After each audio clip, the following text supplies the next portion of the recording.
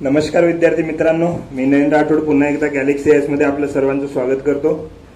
आतापर्यंत जे काही भारताचे लेक्चर्स घेतले आहेत याच्यामध्ये आपण सातपुडा पर्वतापर्यंत आलेलो आहे. सातपुडा पर्वतानंतर आपण याच्या पुढे जाऊया. या पुढे काय आहे तर दख्खनच्या पठारावर जे काही डोंगर आहेत किंवा ज्या काही पर्वतरांगा आहेत त्याचा विशेषतः अभ्यास करणार आहोत. आणि याच्यामध्ये विशेषतः दोनच आपल्याला बघायचे आहेत दक्षिण भारतामध्ये. इथेपर्यंत आपण कुठपर्यंत आलोय आतापर्यंत? पूर्ण सातपुडा झालेला आहे आपला. या सातपुडानंतर आपल्याला दक्षिण भारताकडे जायचंय आणि त्याला आपण काय म्हणतोय? दख्खन पठार.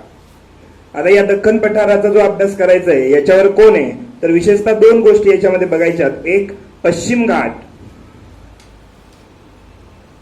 पश्चिम घाट, आणि दुसरा जो आपला भाग असेल कोण असेल? पूर्व घाट. पूर्व घाट. तर आधी आपण पश्चिम घाटाचा अभ्यास करूया. पश्चिम घाट जी आहे भारताच्या पश्चिम भागाला एकदम सलग आहे, असा उत्तरेकडून दक्षिणेपर्यंत विस्तारलेला आहे. हे जे पश्चिम घाट आहे नेमका बनला कसा आहे तर याच्या संदर्भात आपण आधी पण म्हटलेलं आहे की पश्चिम घाट नेमका कसा बनलेला आहे समजून घेऊया. भारत आहे या पश्चिम घाटाची जी काही लांबी आहे ती कुठून आहे? गुजरात पासून सरळ तामिळनाडू पर्यंत विस्तारलेला आहे. कुठपर्यंत म्हणतोय? गुजरात पासून. उत्तरेत जी नदी आहे, उत्तरेत जी नदी आहे ही नदी अशी वाहत गेलेली आहे या भागातून. आणि ही कोणती नदी आहे? तापी नदी. म्हणजे तापी नदी पासून सुरुवात होते कोण? पश्चिम घाट. तर दक्षिणेत कुठपर्यंत? या भागापर्यंत. इथे कोण आहे तर इथे आहे महेंद्रगिरी. महेंद्रगिरी. महेंद्रगिरी नावाचं जे पर्वत आहे या महेंद्रगिरी नावाच्या पर्वतापर्यंत, किंवा हे महेंद्रगिरी कशात आहे तर हे कार्डमम डोंगरात आहे. कार्डमम. कार्डममला इलायची सुद्धा म्हणतो आपण. इलायची डोंगर. इलायची डोंगर. तर या भागातून म्हणजे गुजरात पासून कुठपर्यंत विस्तार झालेला आहे? पूर्णपणे तामिळनाडू पर्यंत. लक्षात राहील. म्हणजे अशा प्रकारे हा कोण विस्तारलेला आहे? पश्चिम घाट विस्तारलेला आहे. मग पश्चिम घाटाचा विस्तार किती राज्यात आहे बघूया आपण. किती राज्यात होईल? पहिला राज्य कोण येईल? गुजरात. बरोबर आहे. गुजरातमध्ये विस्तार आहे. दुसरा कोण होईल मग? हा महाराष्ट्र आहे. मग महाराष्ट्रामध्ये सुद्धा विस्तार आहे. हा कोण राहिला इथे? गोवा. म्हणून गोव्यामध्ये सुद्धा विस्तार आहे याचा. गोव्यानंतर कोण असेल? कर्नाटक आहे. बरोबर आहे. कर्नाटक मध्ये सुद्धा विस्तार आहे. कर्नाटक नंतर कोण आला? हा केरळ. आणि केरळ नंतर इकडे कोण आहे? तामिळनाडू. म्हणजे किती राज्यामध्ये याचा विस्तार झाला? 6. गुजरात, महाराष्ट्र, गोवा, कर्नाटक, केरळ आणि तामिळनाडू. म्हणजे अशा प्रकारे पश्चिम घाटाचा विस्तार उत्तरेत कोणत्या नदीपासून? तापी नदीपासून दक्षिणेत कुठपर्यंत? कार्डमम किंवा कन्याकुमारी पर्यंत म्हटलं तरी चालेल. किती राज्यामध्ये आहे तर एकूण 6 राज्यामध्ये.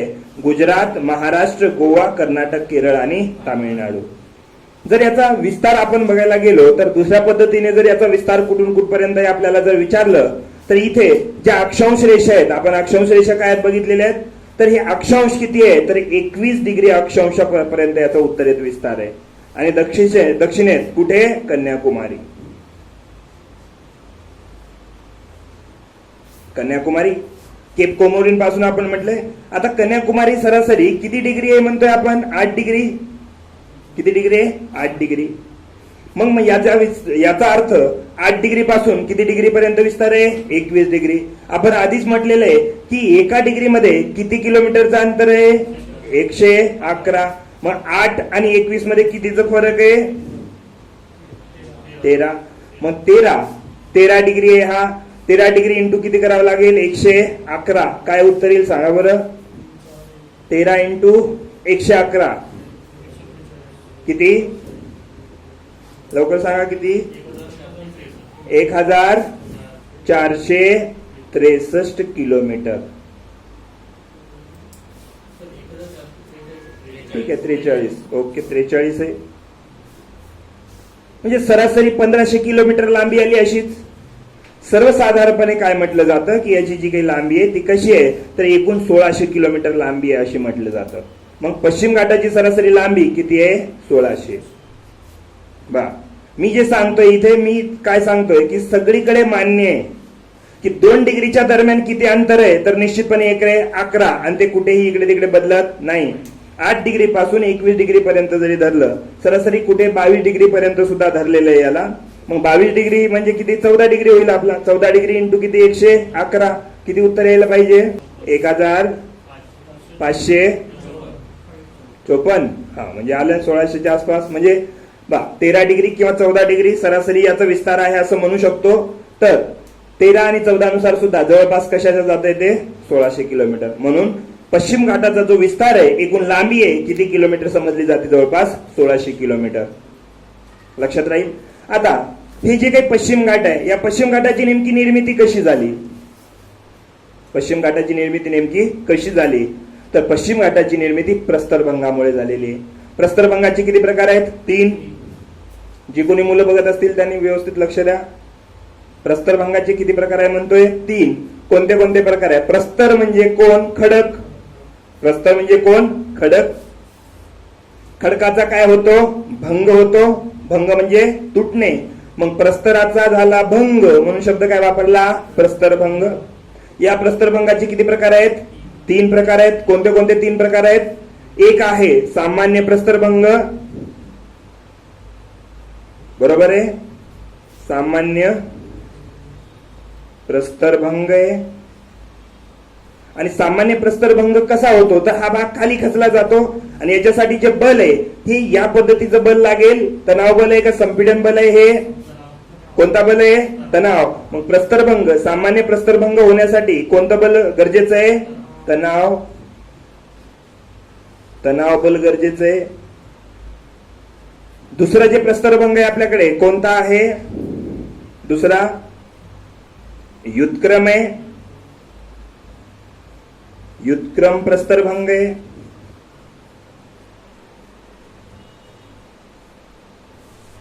आणि युत्क्रम प्रस्तरभंग कसा असतो, तर हा जो बल आहे हा असा नसतो, तर कसा राहील तो, हा असा राहणार आहे का, इकडे बल नाही तर हा इकडे जाईल या पद्धतीने. कोणता बल आहे हा, संपीडन का तणाव, संपीडन बल आहे. आता मग युत्क्रम प्रस्तरभंग निर्माण होण्यासाठी कोणता बल गरजेचं आहे, संपीडन. संपीडन बल गरजेचं आहे. आणि तिसरा आपल्याकडे कोण आहे, नतिलंब आहे, पण त्याच्याशी काही आपल्याला घेणं देणं नाही. मग या भागामध्ये पश्चिम घाटाची जर निर्मिती प्रस्तरभंगामुळे झाली असेल, म्हणजे खडक तुटला असेल, तर या दोन्हीपैकी कोणत्या प्रस्तरभंगामुळे पश्चिम घाटाची निर्मिती झाली असेल, असं आपण म्हणतो.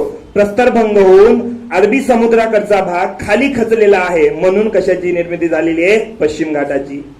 मग आता मला सांगा, अरबी समुद्राकडे भाग खाली खचलेला आहे. खचलेला आहे म्हणजे कोणता प्रस्तरभंग असेल याच्यापैकी, सामान्य प्रस्तरभंग असेल. का, तर सामान्य प्रस्तरभंगामध्ये काय होईल, हा भाग खाली खचला जाईल आणि हा जर ॲरो आहेत हे असे असतील का मग, आणि बल कोणतं असेल, तणाव बल असेल.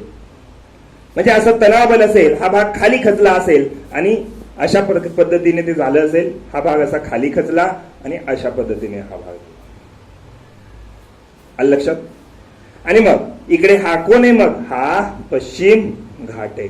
आणि इकडे जो काही खाली खचलेला भाग आहे, हा खाली खचलेल्या भागावर कोणाचा विस्तार झाला असेल, अरबी सागराचा. आणि अरबी सागराचा विस्तार का झाला, तर तो भाग खाली खचला आणि अरबी समुद्राच्या खाली सगळे जीवजंतू याच्यामध्ये दबले गेले असतील. आणि जीवजंतू दबले गेले त्यामुळे काय झालं, त्या भागामध्ये तेलाच्या खाणी निर्माण झाल्या, दगडी कोळसा निर्माण झाला असेल किंवा खनिज संसाधन काय झाले असेल, निर्माण झाले असतील. म्हणजे कोणता खडक बनला असेल, गाळाचा खडक, काय अग्नीच खडक का रूपांतरित खडक, गाळाचा खडक असेल. गाळ असेल ना समुद्रामध्ये सगळा, आणि गाळाच्या खडकामध्ये जीवाश्म आढळतात म्हटलंय मागे आपण, आणि जीवाश्मामुळेच जैविक संसाधन आढळतात. लक्षात आलं. आता हे जे काही दक्षिण भारत आहे, हे जे काही दक्षिण भारत आहे,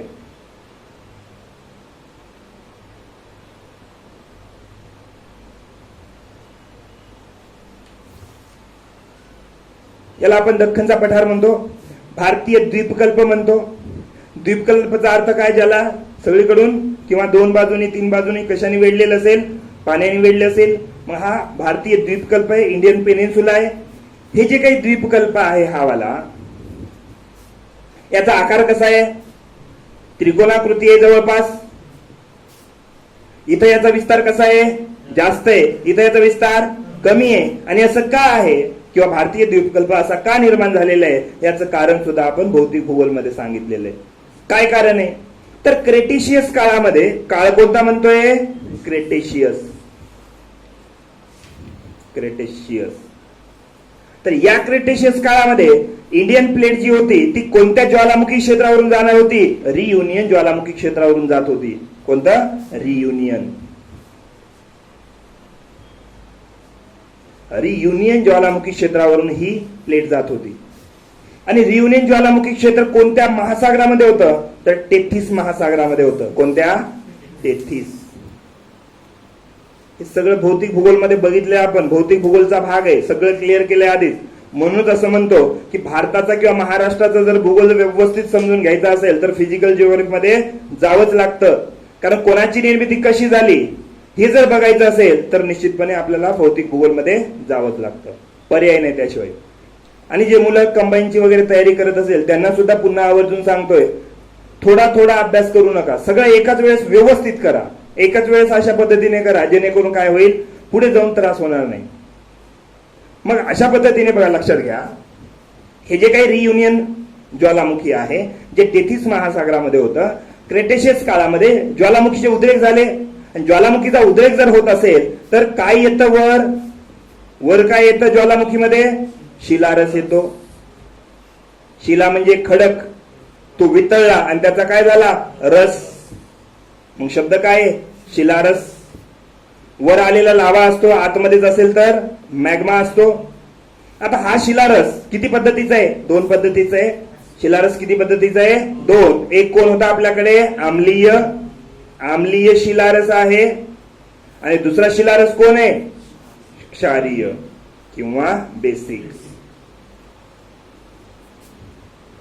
आता यामध्ये आपण बघितलं बघा, लक्षात घ्या, सिलिकाचं प्रमाण जर, कशाचं प्रमाण, सिलिकाचं प्रमाण जर किती टक्केपेक्षा, 60% पेक्षा जास्त असेल, 70% पेक्षा जास्त असेल तर त्याला कसा गुणधर्म प्राप्त होतो, आम्लीय. आणि जर क्षारीय मध्ये शिलारसाचं म्हणजे सिलिकाचं प्रमाण कमी असेल आणि कोणाचं प्रमाण जास्त असेल, ऍल्युमिनियम, फेरस, मॅग्नेशियम किंवा कॅल्शियम, या सगळ्याचं प्रमाण किती टक्केपेक्षा जास्त असतं, 60% पेक्षा जास्त असतं. मग आता आम्लीय जो शिलारस असतो तो घट्ट स्वरूपाचा असतो आणि घट्ट वस्तू जास्त अशी पसरत नाही, घट्ट वस्तू अशी पसरत नाही, म्हणजे त्याचा विस्तार कमी. आणि विस्तार जर कमी होत असेल तर उंची जास्त. जी वस्तू घट्ट आहे ती पसरणार नाही, मात्र त्याची उंची जास्त असेल. आणि हा जो बेसिक शिलारस आहे किंवा क्षारीय आहे हा कसा असतो, पातळ स्वरूपाचा असतो. आणि पातळ स्वरूपाचा जर असेल तर याचा विस्तार जास्त, आणि विस्तार जास्त म्हणजे उंची कमी. म्हणून रियुनियन काळामध्ये, रियुनियन जी ज्वालामुखी आहे त्या रियुनियन ज्वालामुखीमधून शिलारस जो वर आलेला आहे तो बेसिक शिलारस इकडे जास्त विस्तारलेला आहे, बेसिक इकडे जास्त विस्तारलेला आहे, म्हणून याचा विस्तार जास्त आहे, म्हणून उंची कमी आहे. तर दक्षिणेकडे कोणता असेल, ऍसिडिक, ऍसिडिक आहे, आणि ऍसिडिक आहे म्हणून विस्तार कमी आहे आणि उंची जास्त आहे. म्हणजे भारतीय द्वीपकल्प निर्माण होण्यासाठी ज्वालामुखी महत्वाच्या आहेत. आणि जी काही आता पश्चिम घाटाची निर्मिती होणार आहे ती सुद्धा ज्वालामुखीमुळे झालेली आहे. आधी ज्वालामुखीमुळे हा सगळा भाग ज्वालामुखी क्षेत्र आहे. ज्वालामुखी मधला शिलारस कुठे आलेला आहे, वर आलेला आहे. आणि ज्वालामुखीचा जो भाग असा वर आलेला आहे समजून घेऊया या पद्धतीने. आधीचा जमिनीचा भाग होता समजूया हा, आणि याच्यावर आता ज्वालामुखीची क्रिया झाली. आणि कशी होती, भ्रंशमूलक होतं. काही ठिकाणी केंद्रीय पण असेल, केंद्रीय जर असतील तर कुठे असतील, पश्चिम घाटाचा पूर्ण भाग असेल. काही ठिकाणी भ्रंशमूलक सुद्धा असतील. आता भ्रंशमूलक मुळे पठार निर्माण झालेले आहेत. समजून घ्या या भागामध्ये की हा शिलारस आहे आणि शिलारस इथून आला भेगीय मधून आणि वर आला. वर आल्यामुळे काय होईल, काहीतरी निर्माण होतं. असं काय निर्माण होतं, हे असं, याला शंकू म्हणतो आपण, ज्वालामुखी शंकू. म्हणजे कुठे ना कुठे ज्वालामुखी शंकू निर्माण झाले असतील, भ्रंशमूलक असेल किंवा काही ठिकाणी केंद्रीय असतील दक्षिणेकडे, आणि या भागातून दोन्ही पदार्थ बाहेर पडले असतील, आम्लीय आणि क्षारीय. मग अशा पद्धतीने जर बाहेर पडला तर काय निर्माण झाला, शंकू, आणि हा पठार निर्माण झाला. महाराष्ट्र पठाराचा उतार पूर्वेकडे का पश्चिमेकडे? पूर्वेकडे. का नाही राहणार? याचा उतारच असा आहे शंकूचा. भौतिक भूगोलमध्ये आपण शंकूचे प्रकार वेगवेगळे बघितलेत. आम्लीय शंकू, क्षारीय शंकू, परपोषित शंकू, मिश्र शंकू. आता असा जर शंकू असेल आणि ही कधी निर्माण झाला असेल हा शंकू? क्रेटेशियस मध्ये. बरोबर आहे. आणि या क्रेटेशियस नंतर प्लायोसिन आणि इओसिन काळ आला. कोणता काळ आला? प्लायोसिन आणि इओसिन काळ आला. आणि त्या प्लायोसिन आणि इओसिन काळामुळे काय झालं असेल की याच्यामध्ये असा काहीतरी तडा गेलेला आहे. म्हणजे काय झाला? प्रस्तराचा भंग. हा सगळा शिलारस आणि शिलारसामुळे नेमलेला शंकू आहे. शंकूमध्ये काय झाला? प्रस्तरभंग. आणि हा प्रस्तरभंग झाल्यामुळे हा भाग कुठे गेला? खाली खचला खाली. मग हा जर भाग खाली खचला असेल तर निश्चितपणे इथे हे राहील का? हा भाग गेला, खाली गेलेला आहे आता. आणि अशा पद्धतीने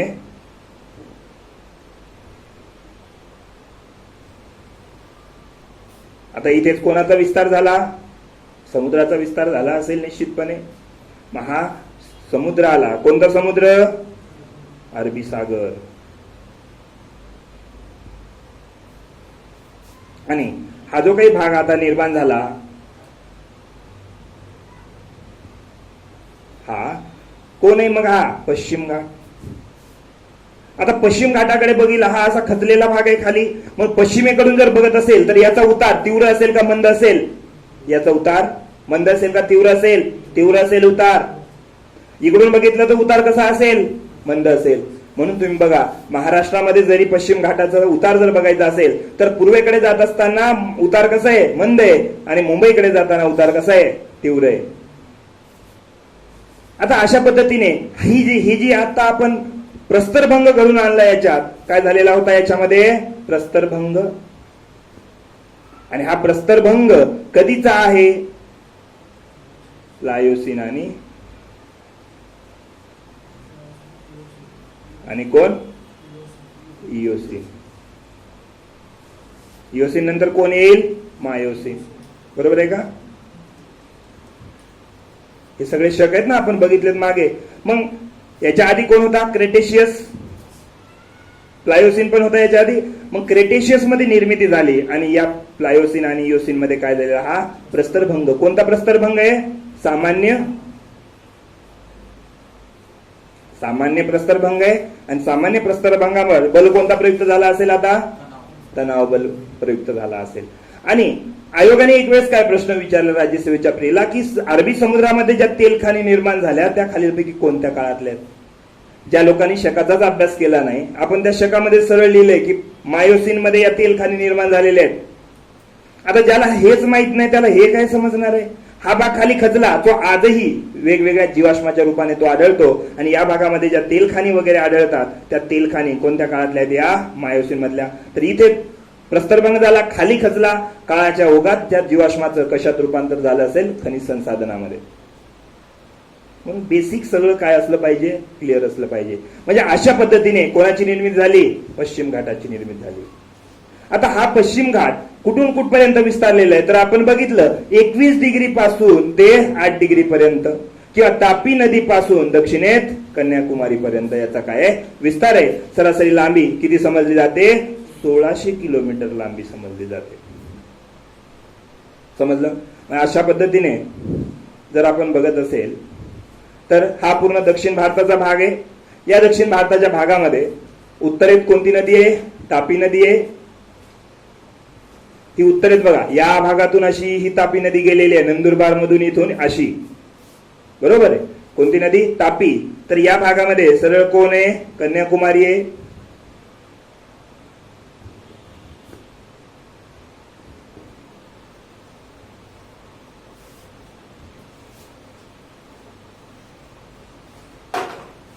ठीक आहे. इथपर्यंत याचा पूर्ण विस्तार असेल. आणि हा विस्तार कुठे असेल? या पद्धतीने हा काय आहे? विस्तार. कोण असेल? हा पश्चिम घाट. आता हा जो पश्चिम घाट आहे हा पश्चिम घाट विशेषतः 3 भागामध्ये विभाजित केला जातो. याला किती भागामध्ये? 3 भागामध्ये. आता हा जो गोव्यापर्यंतचा भाग आहे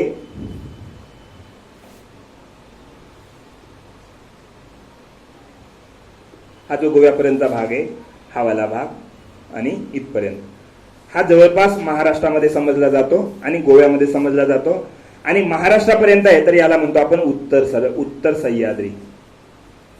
कारण पश्चिम घाटाला सह्याद्री सुद्धा म्हणतो आपण. मग हे उत्तर सह्याद्री झाला,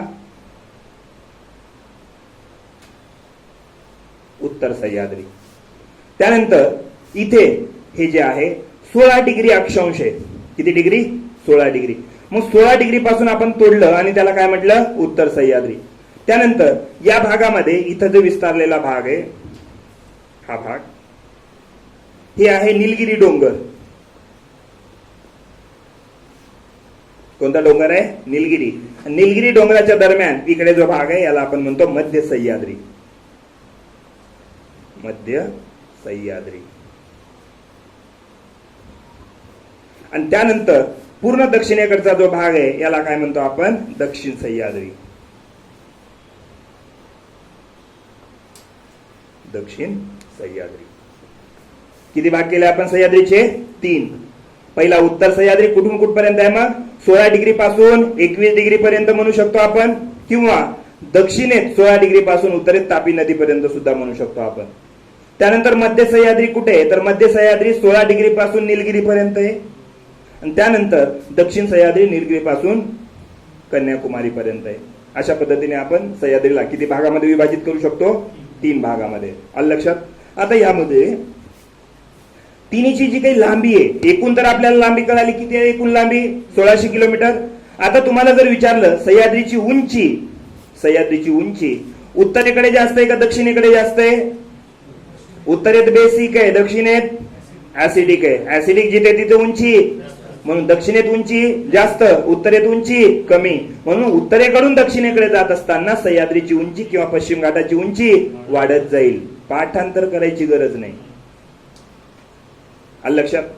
हा, उत्तर सह्याद्रीमध्ये हे जे उत्तर सह्याद्री आहे, या उत्तर सह्याद्रीमध्ये विशेषतः सरासरी जी काही उंची आहे ही उंची पश्चिम घाट एकूण भारताच्या संदर्भाच्या उलट आहे. याची उंची उत्तर सह्याद्रीचा फक्त जर विचार केला तर उत्तर सह्याद्री प्रामुख्याने महाराष्ट्रामध्ये आहे आणि महाराष्ट्रामध्ये जी सह्याद्री आहे त्या सह्याद्रीची उंची दक्षिणेकडून उत्तरेकडे जाताना थोडी वाढत जाते.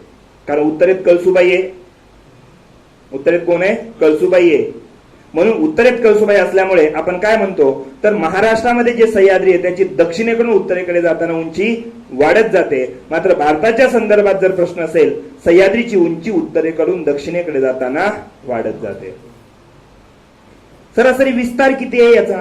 तर विस्तार 30 किलोमीटर, कुठे 40 किलोमीटर, तर कुठे 50-60 किलोमीटर आहे. सरासरी याची जी रुंदी समजली जाते ती किती आहे? 30 ते 60 किलोमीटरच्या दरम्यान सर्व सह्याद्रीची. मग बा सह्याद्री बद्दल ज्या गोष्टी आपण बघतोय, चला एकूण लांबी किती लिहूया आपण? लांबी किती आहे? 1600 किलोमीटर आहे. रुंदी सरासरी किती असेल? रुंदी 30 किलोमीटर ते किती? 60 किलोमीटरच्या दरम्यान आहे. आलं लक्षात? आणि जो विस्तार आहे, आता सरासरी उंची जर म्हटलं सह्याद्रीची, तर सरासरी उंची दक्षिणेत जास्त आहे आणि उत्तरेत कमी आहे. तरी याला सरासरी उंची आपण किती लिहू शकतो? 1500 ते 1800च्या दरम्यान मीटरमध्ये. मीटरमध्ये 1500 ते 1800. आता ही जी आहे उत्तर सह्याद्रीची सरासरी उंची वेगळी आहे. दक्षिण सह्याद्रीची, मध्य सह्याद्रीची उंची सरासरी वेगळी आहे आणि दक्षिण सह्याद्रीची उंची सरासरी वेगळी आहे. याची थोडी कमी असेल, याची थोडी जास्त असेल आणि याची थोडी जास्त असेल. उत्तर सह्याद्रीची सरासरी जी उंची आहे ती 900 ते 1200 मीटरच्या दरम्यान आहे. 900 ते 1200. मध्य सह्याद्री जी आहे याची सरासरी उंची 1200 ते किती? 1300 मीटरच्या दरम्यान आहे. आणि ही जी आहे याची सरासरी 1500 ते 2000 मीटरच्या दरम्यान आहे. आलं लक्षात? म्हणजे अशा पद्धतीने कोण आहे? सह्याद्री आहे. मग आपण बघूया त्याला कशा पद्धतीने पुन्हा लक्षात घ्या.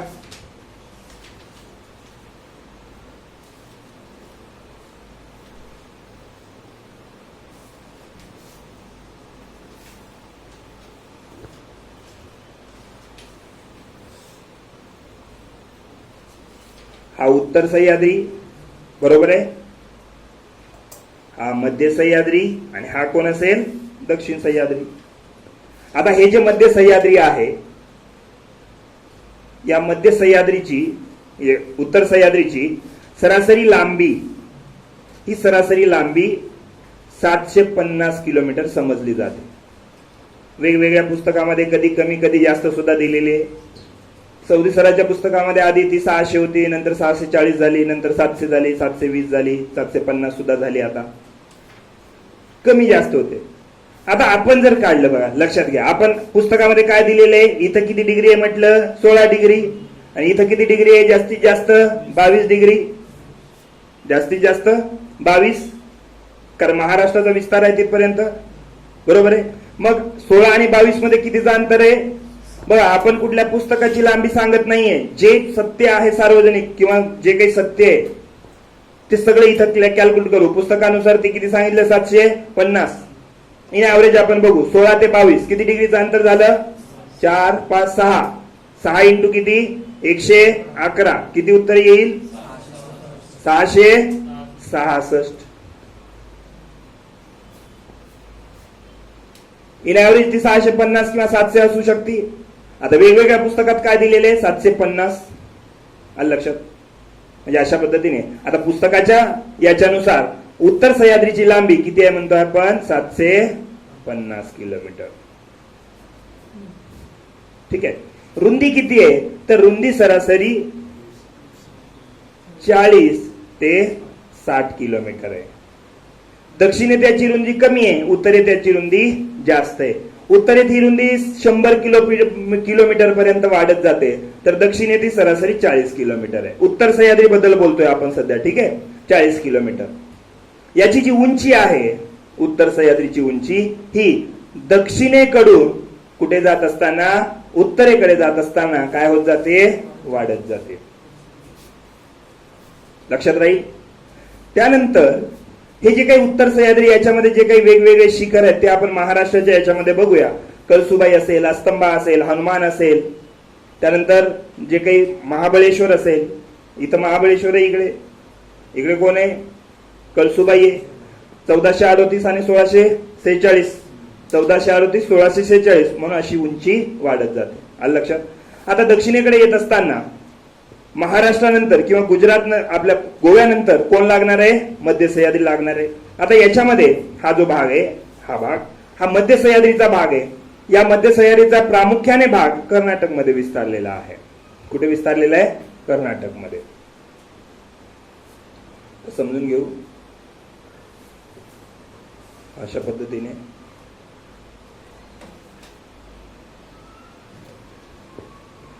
मध्य सह्याद्री आहे समजूया. आता मध्य सह्याद्रीचा जो भाग आहे कुठपर्यंत विस्तारलेला आहे, तर तो आहे निलगिरी डोंगर रांगेपर्यंत. कोणत्या डोंगर रांगेपर्यंत, निलगिरी डोंगरापर्यंत. निलगिरी डोंगर रांग मध्य भाग सह्याद्रीचा भाग समजला जातो, जी निलगिरी कशामध्ये विस्तारलेली आहे, तामिळनाडूमध्ये. आता हा जो भाग आहे इथं किती डिग्री येईल, 16 डिग्री. आता ही याच्यामध्ये ही इकडे जी डोंगर रांग आहे एक,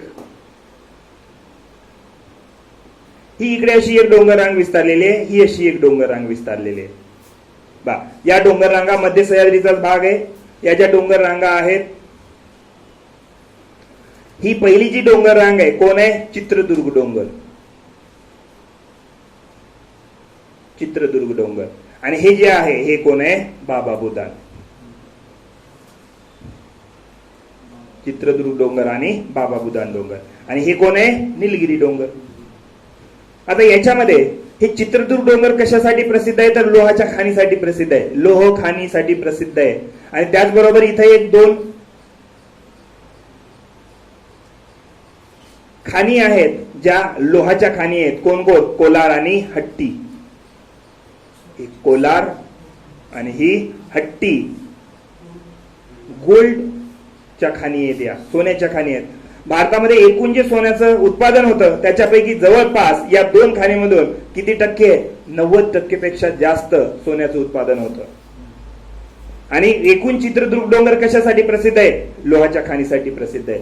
त्यानंतर हे बाबा बुदान जे डोंगर आहे, हे बाबा बुदान डोंगर कशासाठी प्रसिद्ध आहे? कॉफीच्या उत्पादनासाठी. कॉफी उत्पादन. आणि हे कोणत्या राज्यात आहे? कर्नाटकमध्ये. भारतामध्ये सर्वात जास्त कॉफीचं उत्पादन कोणत्या राज्यात होतं? कर्नाटकमध्ये. कॉफीचं सर्वात आधी उत्पादन जर कुठं घेतलं गेलं असेल भारतात तर कोणत्या डोंगरात? बाबा बुदान डोंगरात. त्यानंतर निलगिरी जे डोंगर आहे, हा निलगिरी डोंगर मध्य सह्याद्रीचा सर्वात शेवटचा भाग आहे. आता हे मध्य सह्याद्री जी आहे, या सह्याची सरासरी जी लांबी आहे, ही सरासरी जी लांबी आहे ती आहे 300 ते 400 किलोमीटर. 300 ते 400 किलोमीटर. सरासरी जी उंची आहे, ही उंची किती लिहिली होती आपण? 1200 मीटर ते किती? 1300 मीटर. आणि विस्तार कुठे आहे? तर कर्नाटकमध्ये सुद्धा विस्तार आहे, थोडासा केरळमध्ये, उत्तर केरळमध्ये सुद्धा याचा विस्तार आहे, आणि थोडासा कुठे? तामिळनाडूमध्ये सुद्धा याचा विस्तार आहे. आलं लक्षात? या भागामध्ये सर्वात उंच जे शिखर आहे किंवा सर्वात उंच जी डोंगर आहे ती कोणतं डोंगर आहे? निलगिरी डोंगर आहे. आणि निलगिरी डोंगरामध्ये जे काही एक शिखर आहे त्या शिखराचं नाव आहे दोडा बेट्टा. काय नाव आहे? दोडा बेट्टा. हा दोडा बेट्टा आहे. दोडा बेट्टा दक्षिण भारतातील दुसऱ्या क्रमांकाचं सर्वात उंच शिखर आहे आणि याची उंची आहे 2635 मीटर. दोडा बेट्टाची उंची किती आहे? 2635. दोडा बेट्टाच्याच उत्तरेला इथे एक दुसरं शिखर आहे, या शिखराचं नाव आहे माकुर्ती. काय नाव आहे? माकुर्ती. माकुर्तीची उंची आहे 2554 मीटर. म्हणजे माकुर्ती हे निलगिरी डोंगरातील दुसऱ्या क्रमांकाचं शिखर आहे. माकुर्ती हे निलगिरी मधील दुसऱ्या क्रमांकाचं शिखर आहे आणि दोडा बेट्टा हे निलगिरी मधील सर्वात उंच शिखर आहे. जर विचारलं मध्य सह्याद्रीमध्ये सर्वात उंच शिखर कोणतं आहे तर निश्चितपणे कोण येईल? दोडा बेट्टा. आलं लक्षात? मात्र कर्नाटकमध्ये, कारण हा कर्नाटकमध्ये आहे का? नाही, याच्याच मध्ये इथे दक्षिणेत पुन्हा एक शिखर आहे, याचं नाव आहे वाऊल माला. वाऊल माला. कोणतं शिखर आहे? वाऊल माला. आणि याची उंची आहे 2339 मीटर. आणि वाऊल माला कुठे आहे? तर ते केरळमध्ये. बघा लक्षात घ्या, वाऊल माला कुठे गेला? केरळमध्ये. या सगळ्या गोष्टी एकदम व्यवस्थित लक्षात घ्या. आता दोडा बेट्टा माकुर्ती कुठे गेले? तामिळनाडूमध्ये. कर्नाटकमध्ये राहिले का? नाही. तर कर्नाटकमध्ये जी सर्वात उंच शिखर आहे ती या भागात आहे. या भागात याचं नाव काय आहे? कुद्रेमुख. काय नाव आहे? कुद्रेमुख, ज्याची उंची 1892 मीटर आहे. कुद्रेमुख किती? 1892 मीटर. आता मग जर असं विचारलं कर्नाटकमध्ये असलेल्या मध्य सह्याद्रीमधील सर्वात उंच शिखर कोण? तर कोण आहे तो? कुद्रेमुख. आलं लक्षात? निलगिरीमधील सर्वात उंच शिखर कोण आहे? दोडा बेट्टा. दुसऱ्या क्रमांकाचं कोण आहे? माकुर्ती. आता हे जे काही दोडा बेट्टा आहे, या दोडा बेट्टाच्याच किनाऱ्याजवळ किंवा याच्या पायथ्याजवळ थंड हवेचं ठिकाण आहे एक, ज्याला आपण काय म्हणतो? उटी. काय म्हणतो? उटी. काय आहे उटी? थंड हवेचं ठिकाण. त्यालाच उदक मंडलम असं सुद्धा म्हणतो आपण. उदक मंडलम किंवा उटी. उटी हे काय आहे? थंड हवेचं ठिकाण आहे. काय बघतोय? सगळा मध्य सह्याद्रीचा भाग बघतोय. आता तिसरा जो नंबर येईल तो कोण असेल? दक्षिण सह्याद्री. आणि दक्षिण सह्याद्री प्रामुख्याने केरळ आणि तामिळनाडू मध्ये विस्तारलेलं आहे. तिसरा कोण भाग येईल? आता तिसरा कोण भाग येईल म्हणतोय आपण? हा, लक्षात घ्या. आता हा जो भाग आहे, हा भाग इथपर्यंत कोण विस्तारलेला होता? आता निलगिरी. निलगिरी नंतरचा जो भाग आहे तो दक्षिण सह्याद्री म्हणून ओळखला जातोय. आणि दक्षिण सह्याद्री पूर्ण इथून कुठपर्यंत विस्तारलेला आहे? या पद्धतीने हा विस्तारलेला आहे.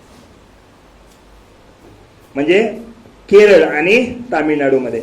आता मध्य सह्याद्री आणि दक्षिण सह्याद्री जे आहेत, इथं जी गॅप आहे, ही गॅप जे आहे याचं नाव आहे, जी एक शिखर आहे, शिखर आहे म्हणण्यापेक्षा डोंगर आहे, त्याचं नाव आहे पालघाट. कोणती घाट? पालघाट. म्हणून पालघाट जे डोंगर आहे,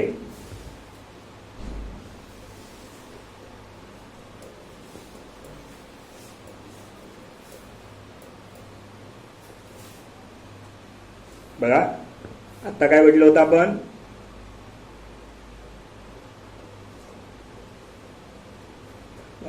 ही कोण होती? निलगिरी होती. निलगिरी नंतर कोण लागणार आहे? दक्षिण सह्याद्री लागणार आहे. दक्षिण सह्याद्रीची पहिली जी डोंगर रांग आहे याचं नाव आहे पालघाट. पालघाट नंतर हे कोण आहे? अण्णाईमुडी डोंगर आहे.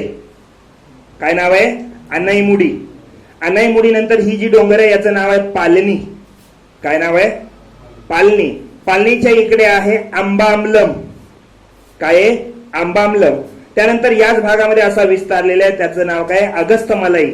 आणि अगस्त्यमालाईच्या दक्षिणेला इथपर्यंत विस्तारले, त्याचं नाव आहे कार्डमम किंवा इलायची. हे सगळे डोंगर कुठले आहेत? दक्षिण सह्याद्रीतले. क्रमानुसार सगळ्याचे नावं लक्षात ठेवायची. उत्तरेकडून दक्षिणेकडे किंवा दक्षिणेकडून उत्तरेकडे. सगळ्यांना आधी नावं देऊया आपण.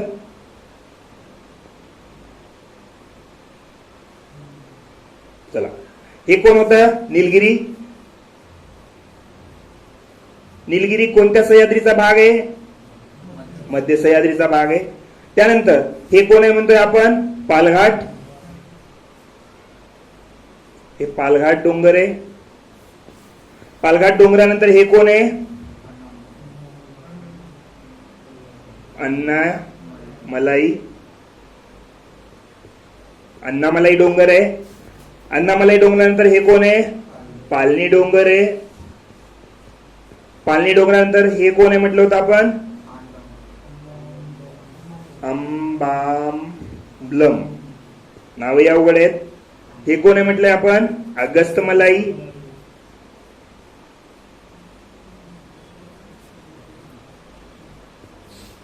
अगस्त्यमालाई नंतर शेवटी कोण आहे? कार्डमम. किंवा यालाच काय नाव दिलंय? इलायची.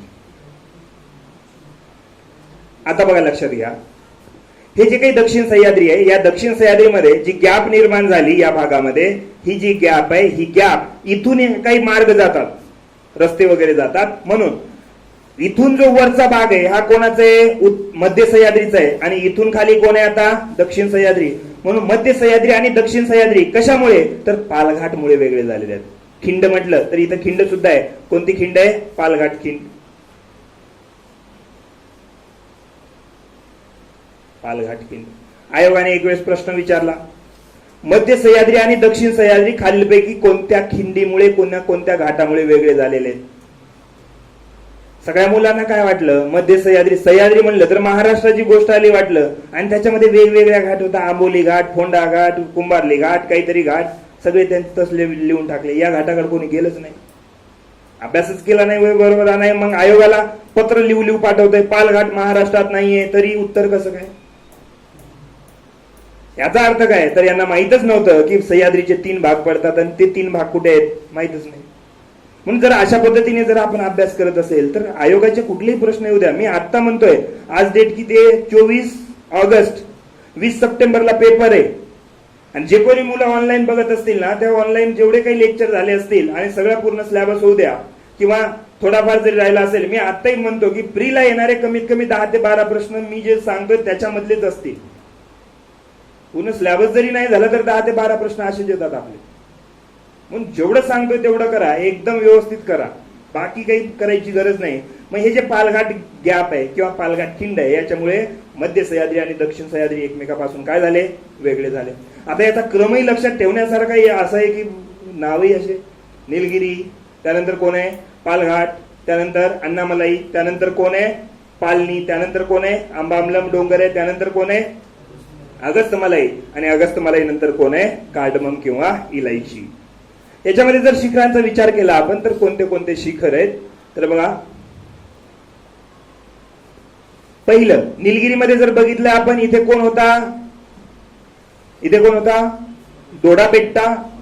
दुसऱ्या क्रमांकाचं दक्षिण भारतातील सर्वात उंच शिखर कुठे आहे तर अण्णामलाई डोंगरामध्ये या भागामध्ये आहे आणि याचं नाव काय आहे अण्णाईमुडी. आणि याच्याच जवळ आहे, याच्या दक्षिणेला आहे समजा देवरमलाई. ठीक आहे, नाव लिहून घेऊया. हा कोण आहे अण्णाईमुड्डी. अण्णाईमुडीची उंची आहे 2695 मीटर. हा जो दुसरा शिखर आहे याचं नाव आहे देवरमलाई. देवरमलाई याची किती आहे 1922 मीटर उंची आहे. मग जर विचारलं अण्णाईमुडी आणि देवरमलाई शिखर खालीलपैकी कोणत्या डोंगर रांगेत आहेत तर अण्णामलाई डोंगर रांगेत आहेत. इथे जर विचारलं माकुर्ती आहे किंवा दोडा बेट्टा आहे कोणत्या डोंगर रांगेमध्ये आहेत निलगिरीमध्ये आहेत. त्यानंतर हे जे आहे हे पालघाट आहे आपल्याला लक्षात आलंय. पालनीमध्ये इथं एक शिखर आहे, या शिखराचं नाव आहे वेंबादिशा. वेंबादिशा किती उंची आहे 2506 मीटर उंची आहे. 2506 काय नाव आहे वेंबादिशा. आणि या भागामध्ये एक थंड हवेचं ठिकाण सुद्धा आहे. काय नाव आहे तिकडे उटी होतं तर इथे कोण आहे कोडाई कॅनल. थंड हवेचं ठिकाण आहे कोण कोडाई कॅनल. त्यानंतर कोणतं शिखर राहिलं आपलं चला इकडे एक शिखर राहिलेलं आहे जे कार्डमम किंवा इलायची डोंगर आहे. हे कार्डमम आणि इलायचीला अति दक्षिणेकडे हे जे शिखर आहे या शिखराचं नाव आहे महेंद्रगिरी. महेंद्रगिरी. आणि महेंद्रगिरीची जी उंची आहे ती किती आहे 1654 मीटर. 1654 मीटर.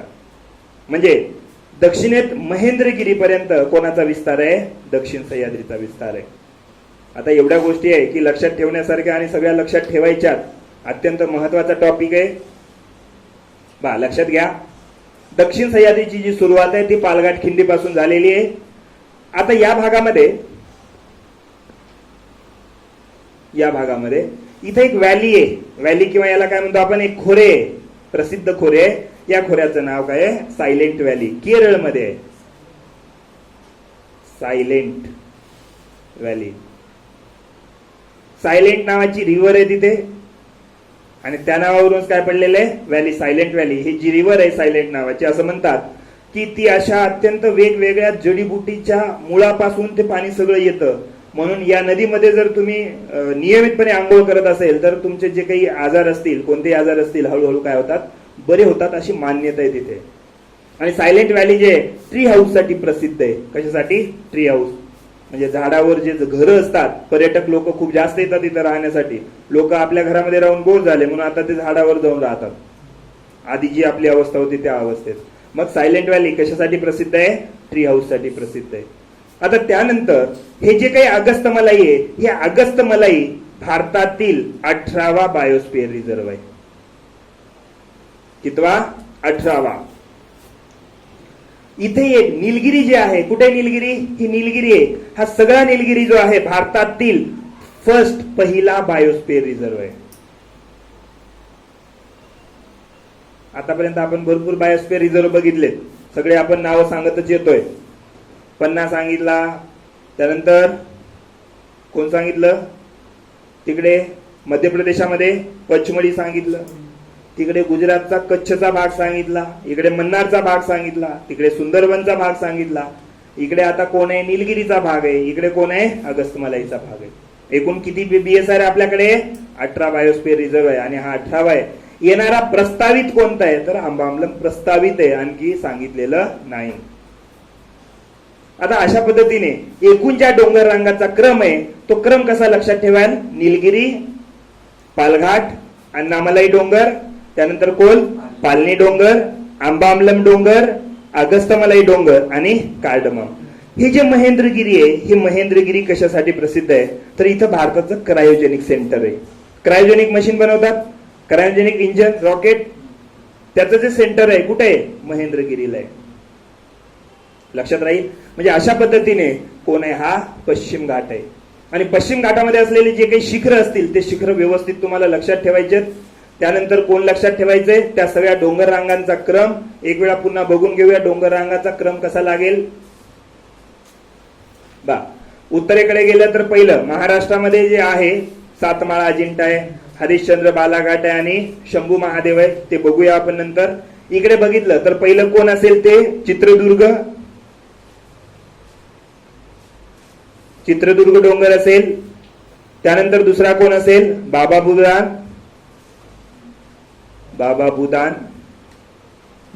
नंतर कोण असेल, निलगिरी नंतर कोण, पालघाट नंतर कोण, अन्नामलाई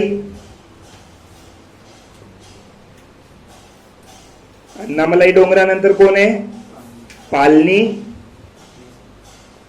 डोंगरानंतर कोण आहे,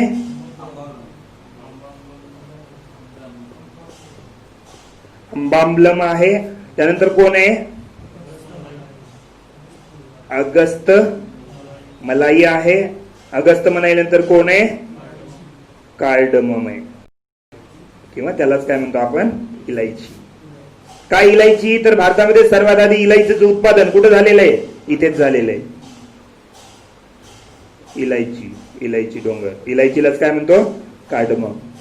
लक्षात राहील. म्हणजे अशा प्रकारे सगळ्या पद्धतीने कोण आहे, पश्चिम घाट आहे.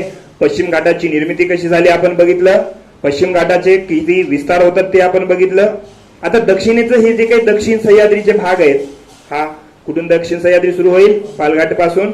याची सरासरी जी लांबी आहे, ही सरासरी लांबी 580 किलोमीटर आहे. किती, 580. उंची किती म्हटली आपण, सरासरी उंची 1500 ते किती, 2000.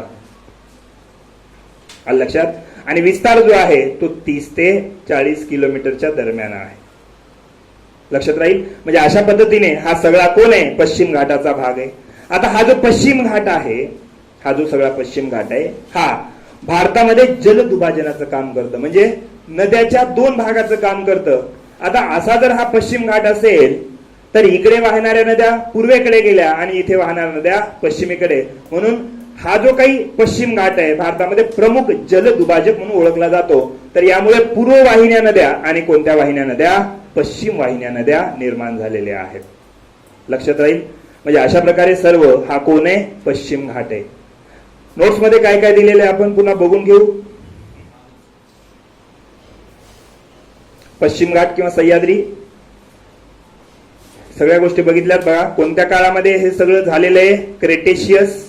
आणि क्रेटेशियस काळामध्ये आम्लीय आणि बेसिक शिलारस वर आलेलं आहे. किती वेळा, 30 ते 40 वेळा शिलारस वर आलेलं आहे. आणि त्यापासून उद्रेकापासून लावा शंकूची निर्मिती झाली. आणि या लावा शंकूमध्ये प्लायोसिन आणि इओसिन, कोण कोण, प्लायोसिन आणि इओसिन मध्ये काय झाला असेल, प्रस्तरभंग. बरोबर आहे. आणि ते भाग खाली खचल्यामुळे कोणाची निर्मिती झाली, पश्चिम घाटाची. बरोबर आहे. त्यानंतर आजही जो खचलेला भाग आहे तो कोणत्या समुद्रामध्ये दिसतोय, अरबी समुद्रामध्ये जीवाश्माच्या रूपाने सापडतो. आणि या भागामध्ये ज्या काही तेलाच्या खाणी निर्माण झालेल्या आहेत त्या कशामुळे झाल्या, तर तो भाग खाली खचल्यामुळे झाल्या. त्यामध्ये कोणत्या काळामध्ये बनल्या ते लिहिले बघा. मायोसिन का, मायोसिन मध्ये कोण बनला होता, आणखी मध्य हिमालय बनला होता तिकडे. बरोबर आहे. त्यानंतर ज्वालामुखीच्या उद्रेकाच्या वेळी पठाराच्या उत्तरेकडे कोणाचं जे जास्त प्रमाण आहे, बेसिक. आणि दक्षिणेकडे कोण आहे, आम्लीय. बरोबर आहे. आणि त्यामुळेच काय झालेली आहे, या पश्चिम घाटाची उंची उत्तरेकडून दक्षिणेकडे जाताना वाढतच जाते. पश्चिम घाटाची सरासरी लांबी किती आहे, 1600. सरासरी रुंदी 40 ते 60. पश्चिम घाटाची सरासरी उंची 1200 ते 1500. ठीक आहे. किती राज्यामध्ये, 6. कोण कोण, गुजरात, महाराष्ट्र, गोवा, कर्नाटक, केरळ आणि तामिळनाडू. या भागामध्ये 2 कोण आहेत, केंद्रशासित प्रदेशाचाही समावेश आहे. दादरा नगर हवेली आहे आणि कोण आहे, पॉंडिचेरीचा माहेवाला भाग आहे. ठीक आहे. त्यानंतर किती टक्के एकूण भाग व्यापलेला आहे पश्चिम घाटाने भारताचा, 6%. ठीक आहे. आणि हे एक काय, बायोडायव्हर्सिटी हॉटस्पॉट आहे. आता हॉटस्पॉट काय असतात, जसं बायोस्फिअर रिझर्व्ह आहे, नॅशनल पार्क आहे, तसंच एक हॉटस्पॉट असतो. आणि त्याच्यासाठी काही एक क्रायटेरिया ठरलेला असतो. त्या क्रायटेरियानुसार त्याला काय म्हटलं जातं, हॉटस्पॉट. भारतामध्ये प्रामुख्याने पूर्णपणे 2 हॉटस्पॉट आहेत, एक पश्चिम घाट आणि एक पूर्व हिमालय. आलं लक्षात? असे 4 आहेत समजले जातात, पण पूर्णपणे किती आहेत? 2. पहिला बायोस्फिअर रिझर्व कोण आहे? निलगिरी. कधीचा? 1986 ला पहिला निलगिरी झालेला आहे. किती विभाग केले याचे आपण? 3.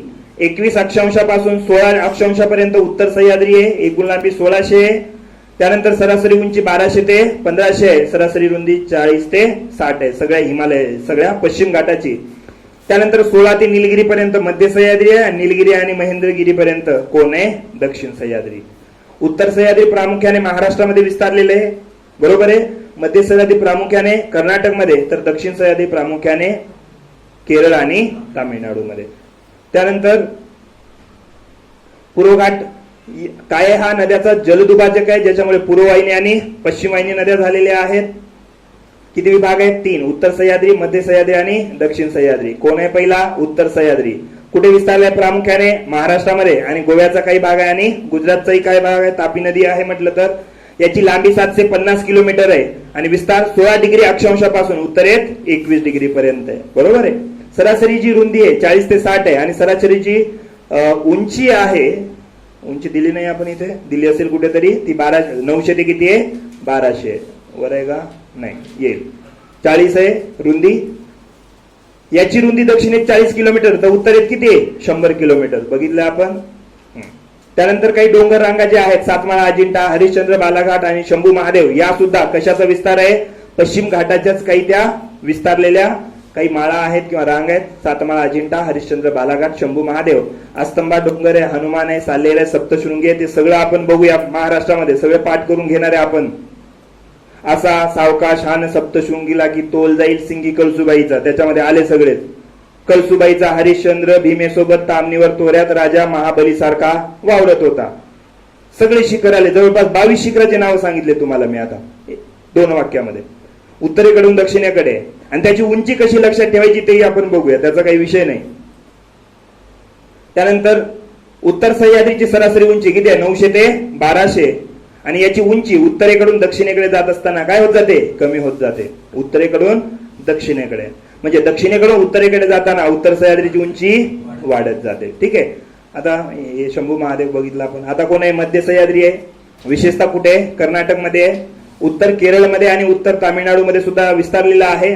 सरासरी लांबी 300 ते 400 किलोमीटर, सरासरी उंची 1200 ते 1300, सरासरी रुंदी 30 ते 60. इथं दिलेले बघा कोण कोण आहेत. चित्रदुर्ग डोंगर आहे, लोहाच्या खाणीसाठी प्रसिद्ध आहे. कोलार आणि हट्टी या सोन्याच्या खाणी आहेत. त्यानंतर इकडे कुंद्रेमुख आहे, जे मध्य सह्याद्रीतील म्हणजेच कर्नाटक मधील सर्वात उंच शिखर आहे, बरोबर आहे. त्यानंतर हे बाबा बुदान डोंगर आहे, कॉफीचं सर्वात आधी उत्पादन झालेलं आहे आणि कॉफीचं सर्वात जास्त उत्पादन कुठं होतं? कर्नाटक मध्येच होतं. चहाचं उत्पादन सर्वात जास्त भारतात कुठे होतं? आसाम मध्ये. आणि कॉफीचं जगामध्ये सर्वात जास्त उत्पादन कुठे होतं? ब्राझीलमध्ये. आणि ब्राझीलमध्ये जे कॉफीचे मळे असतात त्याला काय म्हणतात? फजेंडा. काय म्हणतात? फजेंडा. ठीक आहे. जगाच्या संदर्भात नंतर बघूया आपण त्याला. आता ही जी डोंगर रांग आहे ही कोणती आहे? निलगिरी डोंगर आहे. निलगिरी डोंगरामध्ये पालघाट आहे. ही निलगिरी डोंगर आहे, ही पालघाट गॅप आहे. ठीक आहे ना. हे पालघाट आहे आणि ही पालघाट खिंड आहे, इथे दाखवली, ही इथे. त्यानंतर वाऊलमाला, वाऊलमाला इथे आहे. दोडा बेट्टाई आहे आणि कोण आहे? माकुर्ती सुद्धा आहे. लक्षात राहील. त्यानंतर हे सगळं बघितलंय आपण, काही नवीन नाही. लोह खनिजासाठी कोण प्रसिद्ध आहे? चित्रदुर्ग. सोन्याची खाणी कोण आहे? कोलार आणि हट्टी. कॉफीसाठी कोण प्रसिद्ध आहे? बाबा बुदान. कॉफीचं सर्वाधिक उत्पादन कर्नाटकमध्येच होतं, तर चहाचं आसाममध्ये.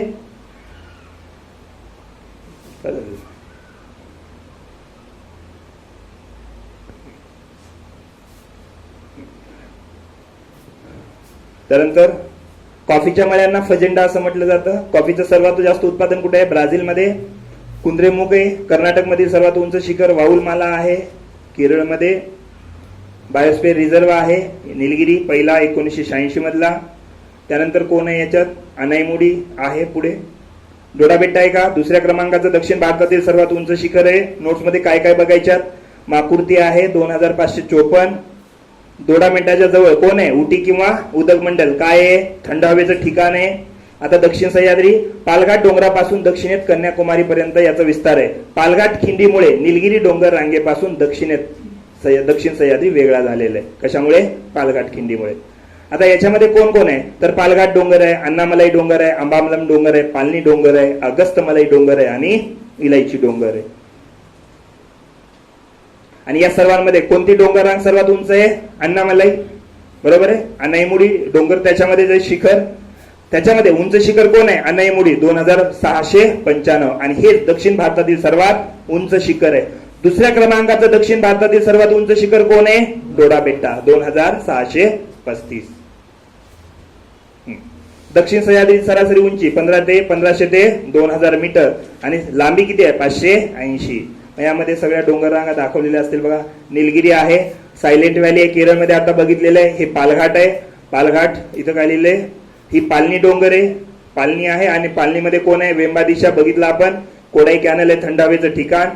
अण्णामलाई डोंगर आहे ज्याच्यामध्ये 2 डोंगर आहे. अनाईमुडी डोंगर 2695 आणि देवरमलाई 1922 आणि कार्डमम डोंगरामध्ये महेंद्रगिरी 1654. त्यानंतर हे अंबामलम काय आहे? प्रस्तावित बायोस्फिअर रिझर्व आहे, म्हणजे पुढचा बायोस्फिअर रिझर्व देण्याची त्याला शक्यता आहे.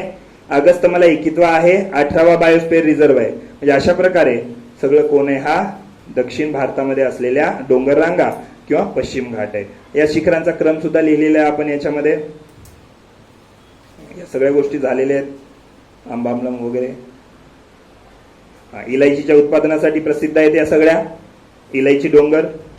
हे वाक्य महत्वाचे बघा. दक्षिण सह्याद्रीमध्ये ओबडधोबड डोंगराळ विस्तारलेले आणि त्यामध्ये कोण आहे? मान्सूनी सागवानाचे वने आहेत. कोण आहे? मान्सूनी सागवानाचे वने. कुठं? कर्नाटकमध्ये. आणि ज्याला काय नाव आहे? चोला वने. म्हणजे मान्सूनी सागवानाचे जे वने आहेत त्याला काय म्हणतो आपण? चोला वने म्हणतो. तर आता डोंगराचा क्रम आहे, हा सगळा डोंगराचा क्रम तुम्हाला लक्षात ठेवायचा आहे. पहिलं कोण आहे? सातमाळा अजिंठा, हरिश्चंद्र बालाघाट, शंभू महादेव, चित्रदुर्ग डोंगर, बाबा बुदान डोंगर, निलगिरी, पालघाट डोंगर, अण्णामलाई डोंगर, पालनी डोंगर, अंबामलम डोंगर, अगस्तमलाई डोंगर आणि कार्डमम डोंगर. उत्तरेकडून दक्षिणेकडे किंवा दक्षिणेकडून उत्तरेकडे विचारण्याची शक्यता आहे. समजलं सगळ्यांना?